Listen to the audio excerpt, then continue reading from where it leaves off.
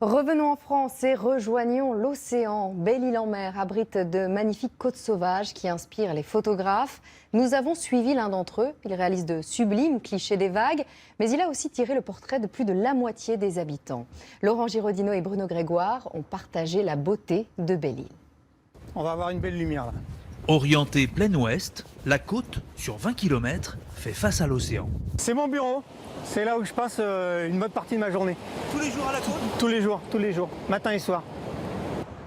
Selon les vents, la marée et les 4 saisons dans une seule journée, ces repères rocheux de Belle-Île-en-Mer sont le studio à ciel ouvert du photographe Philippe Danic. Ce qui est bien, c'est d'être au ras de la vague pour avoir vraiment les formes que je veux trouver. Donc il faut que je fasse très attention, je vous parle, mais en même temps je regarde ce qui se passe à droite là. Parce que ça peut vite basculer, ça peut vite monter sur moi là.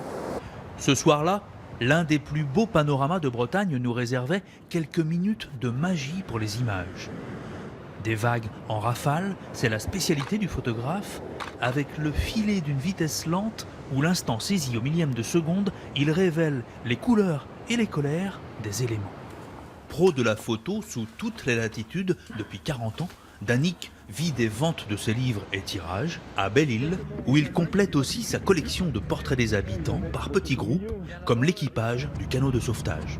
En fait, sans s'en rendre compte, les gens ils se regroupent, ils s'aident, ils s'entraident. C'est d'autant plus important sur une île? Ouais, d'autant plus important puisqu'on est vraiment isolé et il faut se serrer les coudes.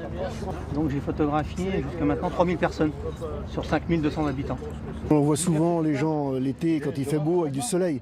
Mais Belle-Île aussi c'est bien, il y a des coups de tabac, des coups de chien avec les paquets de mer. Et le danger évidemment est là à ce moment-là.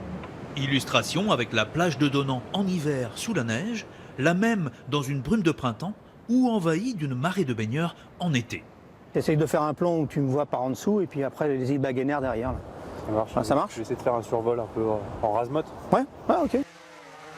C'est une sorte de transmission. Depuis tout petit, il vit dans l'image avec moi. C'est super. Et quand Yann, le fils d'Annick, prend les manettes, c'est pour donner un autre point de vue aérien sur la mer avec un drone. C'est un endroit grandiose, cette nature quoi, vraiment. J'ai un peu baroudé et donc là ici j'ai posé mon sac et ça me convient quoi.